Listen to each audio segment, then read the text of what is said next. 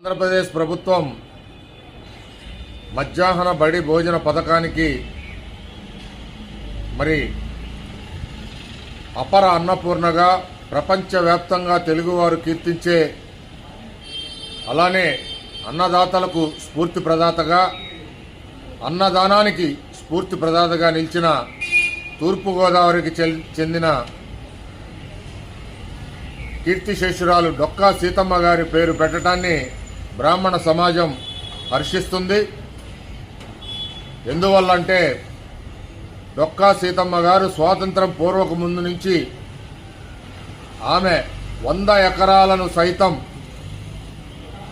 అమ్మి బాటసారులకి ఉచితంగా అన్నదానం కార్యక్రమాలు వారు ఆమె కుటుంబ సభ్యులు నిర్వహించేవారు. అప్పట్లో ఆమె లంకల గన్నవరంలో నివసించేది.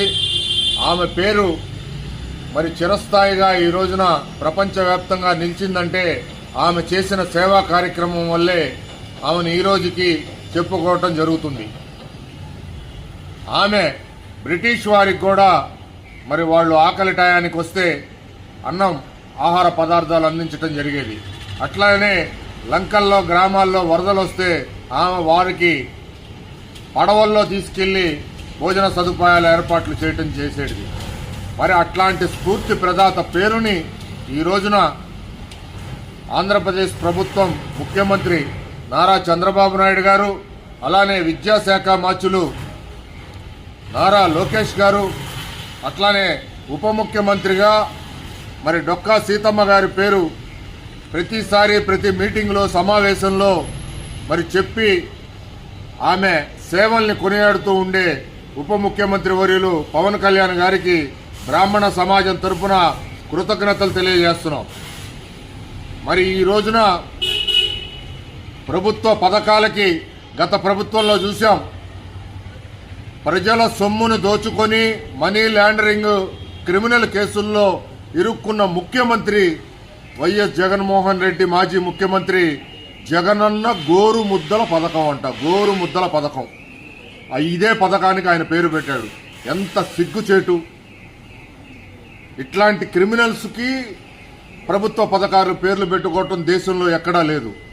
మరి నారా చంద్రబాబు నాయుడు గారు గతంలో చూసినా, గత ప్రభుత్వంలో ముఖ్యమంత్రులుగా చూసినా, ఇప్పుడు ముఖ్యమంత్రిగా కాలంలో చూస్తున్నా ఆయన జాతీయ నేతలు, సేవా రంగాల్లో ఉన్న మరి కీర్తిశేషుల పేర్లని ప్రభుత్వ పథకాలకి మనం పెట్టడం చూసాం. అన్న నందమూరి తారక రామారావు గారి పేరుతో అన్నా క్యాంటీన్, అట్లానే ఈ రోజున రాష్ట్రపతిగా పనిచేసిన అబ్దుల్ కలాం గారి పేరు, అట్లానే స్కూల్ పిల్లలకి బ్యాగులు పుస్తకాలు ఇచ్చే పథకం పేరు సర్వేపల్లి రాధాకృష్ణన్ గారి పేరు. ఇట్లాంటి పథకాలు ఎన్నో ఆంధ్రప్రదేశ్ ప్రభుత్వంలో చంద్రబాబు గారు గతంలో ఇప్పుడు ఏర్పాటు చేస్తున్నారు. మరి ఇది ప్రజలకి ఆకాంక్షగా ఉన్న పేర్లనే పెట్టడం వల్ల ఈ రోజున భావి తరాలు, భవిష్యత్ తరాలు, విద్యార్థులు ఎవరు వీళ్ళు, ఈ పథకానికి ఎందుకు పేర్లు పెట్టారని చెప్పి వారి సేవల్ని తెలుసుకొని వారిలాగా భవిష్యత్తులో ఈ దేశంలో మారే పరిస్థితి ఏర్పడుతుంది. వాళ్ళకి చరిత్ర తెలుసుకునే అవకాశం మరి ఈ పథకాల ద్వారా కలుగుతుందని బ్రాహ్మణ చైతన్య వేదిక తెలియజేస్తుంది. బ్రాహ్మణ సమాజం తరఫున పూర్తి స్థాయిలో ఆంధ్రప్రదేశ్ ప్రభుత్వానికి, ముఖ్యమంత్రి చంద్రబాబు నాయుడు గారికి, నారా లోకేష్ గారికి, అలానే పవన్ కళ్యాణ్ గారికి కృతజ్ఞతలు తెలియజేస్తున్నాం.